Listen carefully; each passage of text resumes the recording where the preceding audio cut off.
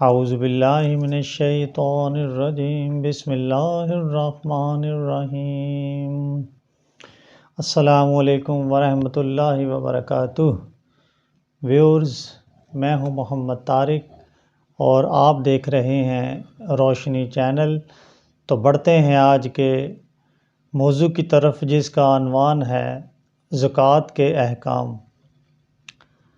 اللہ تعالیٰ فرماتا ہے، نماز قائم کرو اور زکوٰۃ دو۔ حضرت ابن عباس رضی اللہ تعالیٰ عنہ نے فرمایا کہ حضرت ابو سفیان رضی اللہ تعالیٰ عنہ نے مجھ سے رسول اللہ صلی اللہ علیہ وسلم کی حدیث پاک بیان کرتے ہوئے فرمایا، وہ ہمیں نماز، زکوٰۃ، صلہ رحمی اور پاک دامنی کا حکم دیتے ہیں۔ حضرت ابن عباس رضی اللہ تعالیٰ عنہما سے روایت ہے کہ رسول اللہ صلی اللہ علیہ وسلم نے حضرت معاذ بن جبل رضی اللہ تعالیٰ عنہ کو یمن کی طرف بھیجا تو فرمایا، انہیں یہ گواہی دینے کی دعوت دینا کہ نہیں ہے کوئی معبود مگر اللہ اور میں اللہ کا رسول ہوں۔ اگر وہ اس بات کو مان لیں تو انہیں بتانا کہ اللہ تعالیٰ نے ان پر روزانہ دن اور رات میں 5 نمازیں فرض کی ہیں۔ اگر وہ اسے بھی مان لیں تو انہیں بتانا کہ اللہ تعالیٰ نے ان کے مالوں میں زکوٰۃ فرض کی ہے، جو ان کے امیروں سے لی جائے گی اور ان کے غریبوں میں لوٹائی جائے گی۔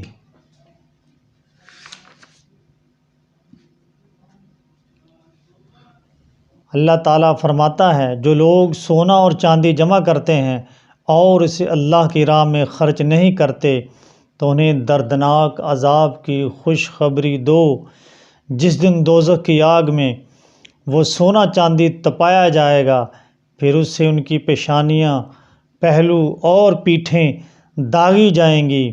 یہ ہے وہ جو تم نے اپنے لیے جمع کر رکھا تھا، پس جمع کرنے کا مزہ چکھو۔ حضرت ابو ہریرہ رضی اللہ تعالیٰ عنہ سے روایت ہے کہ رسول اللہ صلی اللہ علیہ وسلم نے فرمایا، اونٹ اپنے مالک کے پاس اپنی اس حالت سے موٹے تازے ہو کر آئیں گے جب کہ ان میں سے حق ادا نہیں کیا تھا اور اسے اپنے پیروں سے روندیں گے۔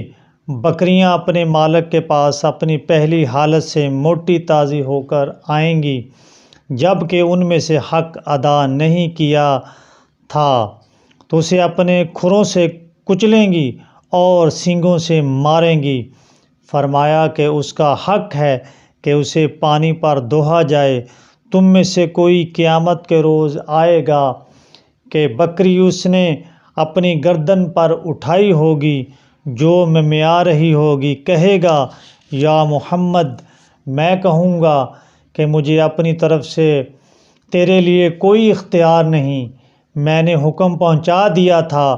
کوئی اونٹ کو اپنی گردن پر اٹھائے ہوئے آئے گا جو بلبلا رہا ہوگا، کہے گا، یا محمد، میں کہوں گا کہ مجھے اپنی طرف سے تیرے لیے کوئی اختیار نہیں، کیونکہ میں نے حکم پہنچا دیا تھا۔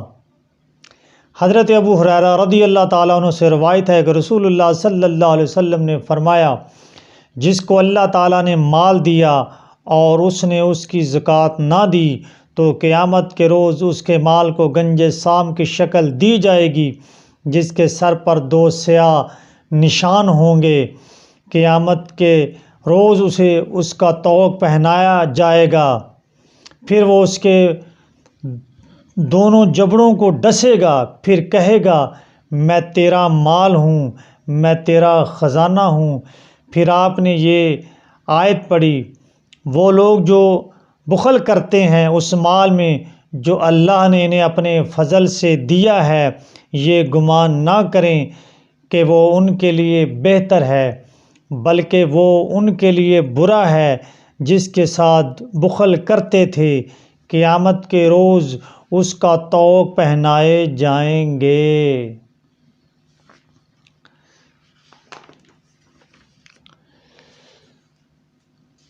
حضرت ابن عباس رضی اللہ تعالیٰ عنہما سے روایت ہے کہ جب رسول اللہ صلی اللہ علیہ وسلم نے حضرت معاذ بن جبل رضی اللہ تعالیٰ عنہ کو یمن کی طرف بھیجا تو فرمایا تم ایسی قوم کی طرف جا رہے ہو جو اہل کتاب ہیں، پس سب سے پہلے انہیں اللہ تعالیٰ کے حق عبادت کی دعوت دینا۔ جب وہ انہیں اللہ تعالیٰ کی معرفت ہو جائے تو انہیں بتانا کہ اللہ تعالیٰ نے روزانہ رات دن میں ان پر 5 نمازیں فرض کی ہیں۔ جب وہ ایسا کریں تو انہیں بتانا کہ اللہ تعالیٰ نے ان پر زکوٰۃ فرض کی ہے۔ جب وہ ایسا کریں تو انہیں بتانا کہ ان کے مال میں سے لیا جائے گا اور ان کے غریبوں کو دیا جائے گا۔ جب وہ اسے بھی مان لیں تو ان سے لے لینا اور لوگوں کا عمدہ مال چھانٹ لینے سے بچنا۔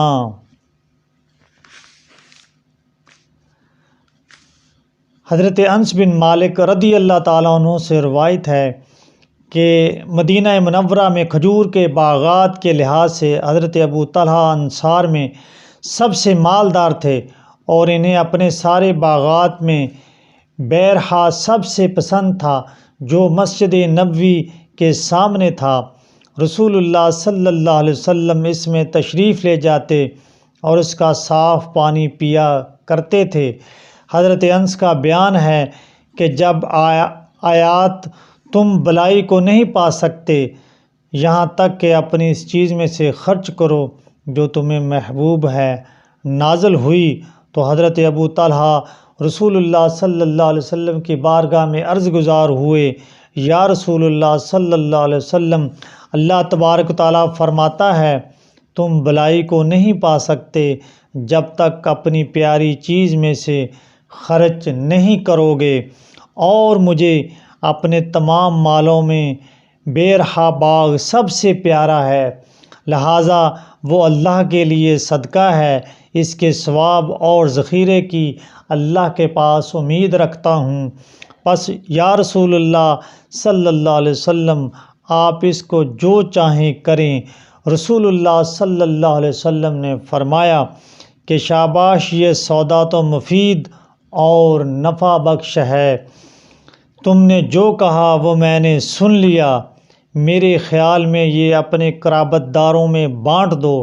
حضرت ابو طلحہ عرض گزار ہوئے، یا رسول اللہ صلی اللہ علیہ وسلم، میں اسی طرح کروں گا۔ پس حضرت ابو طلحہ نے وہ اپنے رشتہ داروں اور چچا زاد بھائیوں میں تقسیم کر دیا۔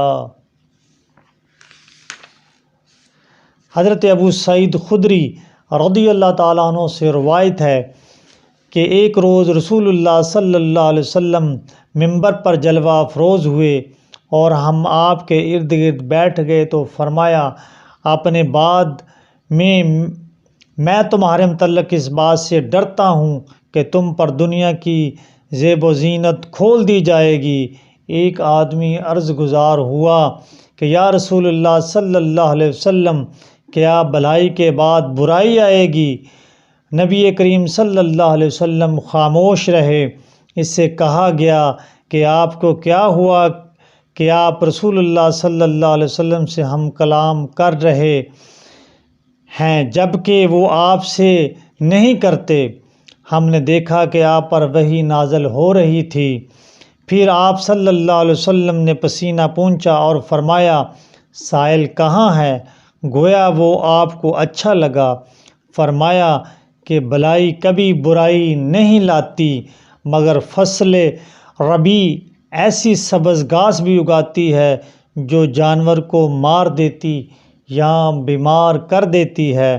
وہ جانور کھاتا ہے یہاں تک کہ جب دونوں کوکیں بھر جائیں اور وہ سورج کی طرف منہ کر کے گوبر اور پیشاب کرے اور چرے، یہ مال سرسبز اور شیریں ہے۔ وہ مسلمان مالک اچھا ہے کہ اس میں سے مسکین، یتیم اور مسافر کو دیتا ہے، یا جو بھی رسول اللہ صلی اللہ علیہ وسلم نے فرمایا، اور جو بغیر حق کے اسے لیتا ہے وہ ایسا ہے کہ کھائے اور سیر نہ ہو، اور قیامت کے روز وہ اس پر گواہ ہوگا۔ شاعر مشرق حکیم الامت حضرت علامہ محمد اقبال رحمۃ اللہ تعالیٰ علیہ فرماتے ہیں، نئے تخت و تاج میں نئے لشکر و سپاہ میں ہے، جو بات مرد قلندر کی بارگاہ میں ہے، صنم کدا ہے جہاں اور مرد حق ہے خلیل، یہ نکتہ وہ ہے کہ پوشیدہ لا الہ میں ہے، وہی جہاں ہے تیرا جس کو تو کرے پیدا، یہ سنگ و خشت نہیں جو تیری نگاہ میں ہے۔ ویورز، چینل کو سبسکرائب کریں، بیل آئیکن کو پریس کریں تاکہ ہر نئی آنے والی ویڈیوز آپ کو مل سکے۔ اللہ عز و جل سے دعا ہے کہ ہم سب کو عمل کی توفیق عطا فرمائے۔ صلی اللہ تعالی علیہ وآلہ وسلم۔